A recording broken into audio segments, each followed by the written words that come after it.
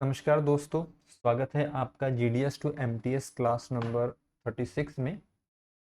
हम जो है सेविंग अकाउंट्स की जो डिफरेंट डिफरेंट स्कीम्स हैं उसको पढ़ रहे हैं और आज हम MIS के बारे में पढ़ेंगे। जहां से शुरुआत करेंगे, MIS की फुल फॉर्म है मंथली इनकम स्कीम। जैसे कि इसके नाम से ही पता लग रहा है, इसमें हर महीने कोई ना कोई कस्टमर को इनकम मिलती है। वो कौन सी इनकम है? वो कस्टमर को मिलता है इंटरेस्ट। ठीक है, तो सिंपली है कि कस्टमर ने क्या करवाना होता है इस अकाउंट में कि शुरू में कोई रकम है उसको जमा करवा देनी है और उसको 5 साल के लिए पोस्ट ऑफिस अपने पास रख लेता है और जितना भी ब्याज उस पर बनता है वो महीने वार हर मंथ के लास्ट में कस्टमर को मिल जाता है। ठीक है, और 5 साल के बाद कस्टमर ने जितने पैसे शुरुआत में जमा करवाए थे उतने ही उसको वापस मिल जाएंगे। 5 साल बाद उसको ब्याज नहीं मिलेगा क्योंकि ब्याज तो वो हर मंथ ले ही रहा है। ठीक है, तो इसको हम मंथली इनकम स्कीम बोलते हैं। अभी इसका इंटरेस्ट कितना है? आज की डेट में इसका जो इंटरेस्ट रेट है वो है 7.4%। ठीक है, 7.4%। और आप अकाउंट कम से कम 1,000 रुपये का खुलवा सकते हैं और 1,000 के मल्टीपल में ही ये अकाउंट खुलता है। आप 1500 का नहीं खुलवा सकते, 2500 का नहीं खुलवा सकते, 1,000 के मल्टीपल में ही खुलेगा। अगर तो कोई पर्सन सिंगल अकाउंट खुलवाना चाहता है तो 9 लाख तक का जो मैक्सिमम अमाउंट है डिपॉजिट उसमें कर सकता है। लेकिन अगर वो ज्वाइंट खुलवाएगा तो 15 लाख तक की रकम जो है वो डिपॉजिट है कर सकता है। ठीक है, जब दो लोग मिलकर एक अकाउंट को खुलवाते हैं तो ये माना जाता है कि जितने भी पैसे उन्होंने जमा करवाए हैं वो दोनों ने इक्वल इक्वल डाले हुए हैं। ठीक है, इस अकाउंट को कौन ओपन कर सकता है? कोई भी सिंगल अडल्ट। ज्वाइंट की बात करें तो 3 अडल्ट साथ मिलकर ज्वाइंट खुलवा सकते हैं। Guardian on behalf of minor, guardian on behalf of person of unsound mind. और अगर कोई बच्चा 10 साल से बड़ा है तो वो अपने नाम पर भी इस अकाउंट को खुलवा सकता है। डिपॉजिट की जैसे हमने बात की कि सिंगल अकाउंट में 9 लाख से ज़्यादा पैसे नहीं जमा करवा सकते। अगर किसी अडल्ट ने इस अकाउंट को खुलवाया है और बाद में वो अपने बच्चे के नाम पर भी खुलवाना चाहता है तो वो अलग से उसमें भी पैसे डाल सकता है। ठीक है, तो वो जो 9 लाख वाले हैं, ऐसा नहीं है कि इसकी वजह से दूसरे अकाउंट में कोई बंदिश होगी। ठीक है, इंटरेस्ट की बात करें, if interest payable every month not claim bye account holder.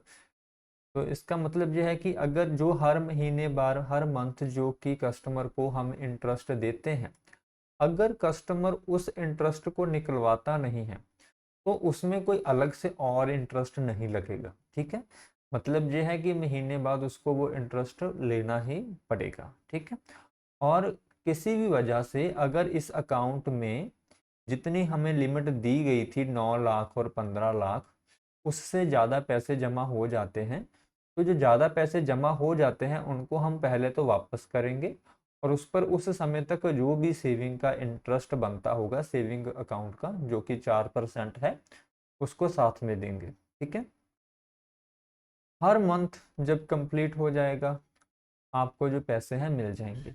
ECS जो हमने पढ़ा था ना, इलेक्ट्रॉनिक क्लियरेंस सर्विस, जिसकी वजह से सेविंग अकाउंट में अपने आप ही आपके पैसे क्रेडिट हो जाते हैं।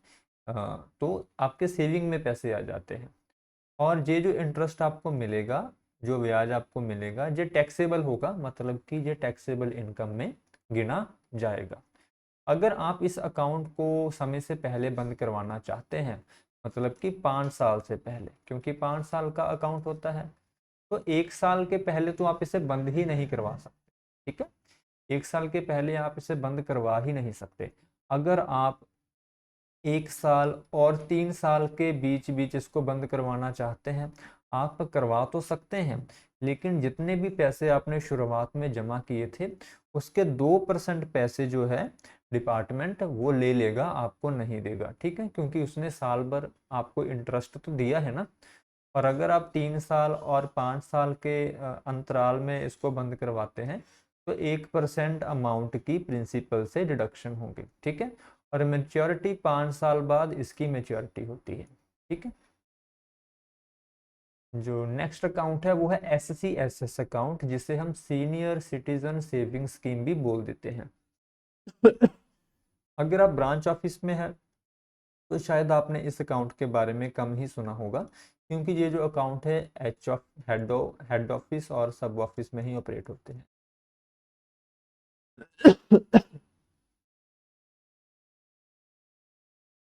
इस अकाउंट की कुछ खास बातें हैं। सबसे पहली खास बात तो है इसका इंटरेस्ट रेट, जो कि आज के दिन में चल रहा है 8.2%, जो कि काफ़ी ज़्यादा होता है दोस्तों। और दूसरी खास बात है कि इसे हर कोई नहीं खुलवा सकता। इसे खुलवा सकते हैं सिर्फ हमारे सीनियर सिटीजन, जिनकी उम्र या तो 60 साल से ज़्यादा है, और अगर कोई सिविलियन है जो कि समय से पहले उसने वीआर ले ली है, वीआर बोलते हैं वॉलंटरी रिटायरमेंट, वो समय से पहले खुद ही रिटायरमेंट ले लेते हैं, उनकी अगर उम्र 55 से ज़्यादा और 60 के बीच है तो वो भी अकाउंट खुलवा सकते हैं, लेकिन शर्त ये रहेगी कि रिटायरमेंट के 1 महीने के अंदर अंदर उनको ये अकाउंट खुलवाना होगा, ठीक है। और अगर कोई डिफेंस का एम्प्लॉय है, डिफेंस का जैसे आर्मी, नेवी, एयरफोर्स, उनकी रिटायरमेंट तो और भी जल्दी हो जाती है, तो उस केस में वो 50 से ऊपर और 60 साल के नीचे नीचे इस अकाउंट को खुलवा सकते हैं। बाकी कंडीशन सेम ही रहेगी कि 1 मंथ के अंदर अंदर, रिटायरमेंट के 1 मंथ के अंदर अंदर उनको ये अकाउंट खुलवाना पड़ेगा। आप इस अकाउंट को अगर ज्वाइंट में खुलवाना चाहते हैं तो अपने पति या पत्नी के साथ ही खुलवा सकते हैं, किसी बाहर और पर्सन के साथ नहीं खुलवा सकते। और जितने भी पैसे इसमें डिपॉजिट होंगे वो पहले अकाउंट होल्डर को ही एट्रीब्यूट होंगे, ये माना जाएगा कि वो उसके ही है, ठीक है। अभी ये तो बता दिया कि आप कौन कौन इसे खुलवा सकता है, और इस पर जो इंटरेस्ट रेट है वो भी देखो 8.2% है। लेकिन इसमें और भी बहुत यूनिक चीज़ें हैं। इसमें कम से कम 1000 से ये अकाउंट खुलता है, 1000 रुपये से, और 30 लाख से ज़्यादा रकम इसमें जमा नहीं हो सकती, मतलब कि ज़्यादा से ज़्यादा 30 लाख। दोस्तों जो लोग रिटायर होते हैं ना, उनके पास लमसम में बहुत बड़ी रकम आती है। आज के दिन में अगर हम बात करें 60-70 लाख तो लोगों को मिल ही जाता है, जो रेगुलर एम्प्लॉय थे, मतलब कि 24-25 साल से जिन्होंने 30-35 साल सर्विस की है, तो 60-70 लाख उनका आराम से बन ही जाता है। तो लेकिन वो सिर्फ 30 लाख ही इसमें डिपॉजिट कर सकते हैं। इसकी खास बात और है कि इसमें आपको हर 4-4 महीने बाद इंटरेस्ट, सॉरी 3-3 महीने बाद क्या है, ब्याज मिलता है, ठीक है। जैसे MIS में मंथली मिलता था, इसमें क्या है, हर 3 महीने बाद जो भी आपने पैसे जमा करवाए होंगे उसका एक तो ब्याज आपको मिलेगा 31 मार्च, फिर आपको मिलेगा 30 सितंबर, फिर आपको मिलेगा 31 दिसंबर। अरे चौथी डेट कहाँ पर गई, 31 मार्च, जहाँ पर अप्रैल मई जून, जून भी तो आएगा ना, मार्च अप्रैल मई जून, जहाँ पर जून भी आएगा दोस्तों, जून के लास्ट में भी आपको मिलेगा, फिर सितंबर, फिर दिसंबर। And thereafter interest payable quarterly basis, quarterly basis का मतलब वही कि हर 3 महीने के बाद मिलेगा। एप्लीकेबल फॉर द डेट 31 मार्च, 30 जून, 31 सितंबर और 31 दिसंबर, ठीक है। और ब्याज की रकम भी काफ़ी ज़्यादा हो जाती है इसमें। तो अगर इस अकाउंट में किसी भी वजह से जो लिमिट प्रिस्क्राइब की गई है उससे ज़्यादा पैसे अगर जमा हो जाते हैं तो हम उसको फ़ौरन जो है पैसे वापस कर देंगे कस्टमर को, और उस पर जो भी सेविंग का ब्याज लगता होगा वो उनको साथ में दे देंगे। इस स्कीम के अंदर आपको income tax act 80C section के तहत आपको टैक्सेबल इनकम की रिबेट मिल जाती है, मतलब कि जितना भी पैसा आप इसमें जमा करवाएंगे उतने पैसे की जो टैक्सेबल इनकम है आपकी इनकम टैक्स से कट जाएगी, ठीक है, कम हो जाएगी। इंटरेस्ट की जैसे हमने बात की कि हर 3 महीने बाद इंटरेस्ट मिलता है, और अगर क्लेमेंट, मतलब कि जिसको वो इंटरेस्ट मिलता है, वो इसको क्लेम नहीं करता है, नहीं निकालता है, तो उस पर एडिशनल इंटरेस्ट नहीं लगता है। इसमें भी ECS की हेल्प से आपके सेविंग अकाउंट में अपने आप 3 महीने बाद पैसे चले जाते हैं। ECS हमने पढ़ा था, इलेक्ट्रॉनिक क्लियरेंस सर्विस।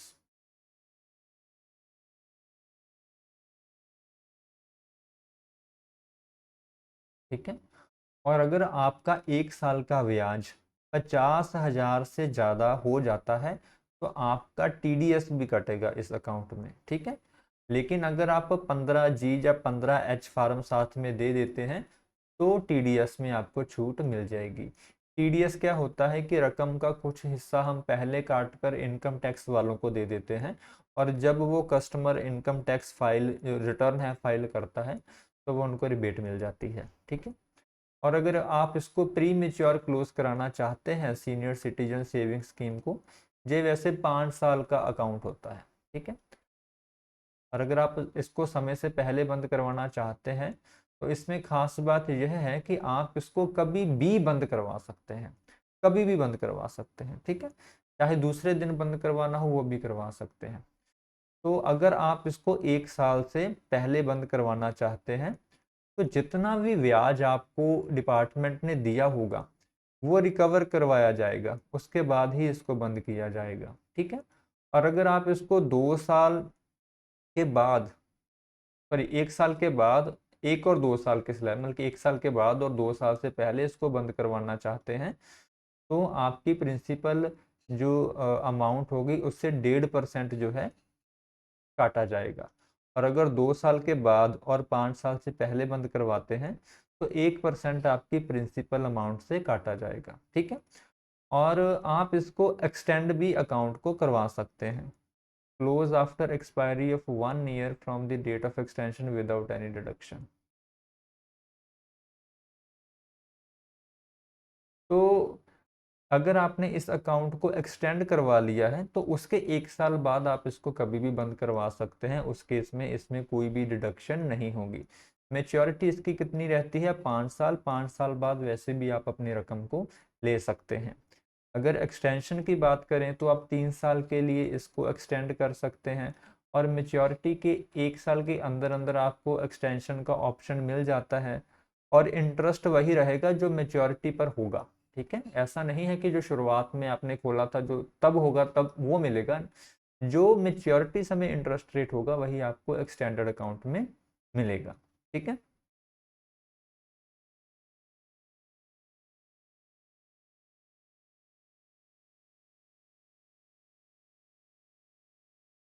एक मिनट दोस्तों, हम इंडिया पोस्ट की वेबसाइट भी खोल लेते हैं। हाँ, एक बात आपके साथ जैसे मैं शेयर करता हूँ कि रिवीजन के लिए दोस्तों आपने इंडिया पोस्ट वेबसाइट को ही रेफर करना है। जब जी हमारा ये वाला जो सेक्शन है कंप्लीट हो जाएगा उसके बाद मैं खुद भी वेबसाइट को एक बार विजिट करूंगा कि उसमें से और कौन सी चीज़ है जो मुझे करवानी चाहिए, और जो मुझे लगता है कि चेंजेस ना आए हो तो वो भी मैं आपको कवर करवाऊंगा, ठीक है। ओहो भैया जी, भैया जी, हम कौन सा अकाउंट देख रहे थे? हम देख रहे थे SCSS। ये सभी चीज़ें जहाँ से ही उठाई गई है। देखिए, मेरे पढ़ाने का तात्पर्य यह है कि आपको ऐसा ना लगे कि कोई चीज़ आपको नहीं पढ़ाई जा रही है, ठीक है। तो आपने रिवीजन लेकिन यहाँ से ही पढ़ना है, ये एक बेस्ट ऑप्शन है और इससे बेस्ट ऑप्शन नहीं मिल सकता आपको। चलो नेक्स्ट, मैंने कुछ देखना था मैंने देख लिया, चलो नेक्स्ट अकाउंट के बारे में पढ़ते हैं। PPF का अकाउंट, जिसे पब्लिक प्रोविडेंट फंड भी बोल देते हैं। इसका भी हमारे BPM भाइयों पर प्रेशर रहता है कि ये अकाउंट आप अपने ब्रांच ऑफिस में खुलवाएं, ठीक है। जैसे लड़कियों के लिए SSA होता है, लड़कियों लड़कों के लिए कोई अकाउंट नहीं होता। तो हमारे यहाँ तो जब मैं BPM था तो मैं लड़कों के लिए तो PPF ही रेफर कर देता था, क्योंकि वो भी 15 साल का होता है और लोगों को 10-15 साल के बाद ही बच्चों के लिए रकम जो है चाहिए होती है। चलो शुरू करते हैं। आप इसके बारे में थोड़ा सा जानते भी होंगे, इसका जो इंटरेस्ट रेट आज चल रहा है वो 7.1% चल रहा है। ये आप वेबसाइट से कभी भी देख सकते हैं। इसमें होता क्या है कि आपने, मैं पहले आपको ओवरव्यू दे देता हूँ अकाउंट का, कि आपका एक अकाउंट खोला जाता है जिसको हम बोलते हैं PPF अकाउंट, ठीक है। इसमें आप जितने पैसे जमा करवाना चाहे करवा सकते हैं, इसकी कोई बंधी हुई किश्त नहीं होती। आपके पास 1,000 रुपया है, आप 1,000 रुपया जमा करवा दो, 10,000 है 10,000 करवा दो, 1 लाख है 1 लाख करवा दो, कितने भी टुकड़ों में करवा दो सेविंग की तरह, ठीक है।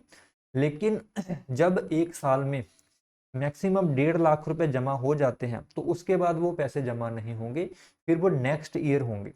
1 साल में पैसे जमा करवाने की जो लिमिट है वो मैक्सिमम लिमिट है 1.5 लाख और मिनिमम लिमिट है 500। कम से कम 500 आपने करवाने हैं और ज़्यादा से ज़्यादा 1.5 लाख आप करवा सकते हैं।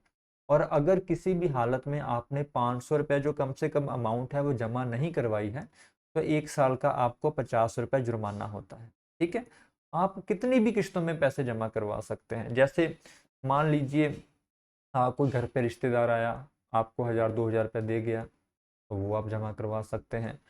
आप अगर सिलाई का काम कर रही हैं उसमें से पैसे मिल गए तो वो जमा करवा सकते हैं। इसका फ़ायदा क्या है कि उनको निकाला नहीं जा सकता, हर साल उस पर ब्याज लगेगा और 15 साल में जो टोटल रकम आपकी बनेगी 15 साल में वो आपको मिल जाएगी और एक बड़ी रकम बन जाती है मैं दोस्तों, बहुत बड़ी रकम बन जाती है। उदाहरण के लिए मैं आपको थोड़ा सा आपके साथ डिस्कस कर ही लेता हूँ कि अगर हम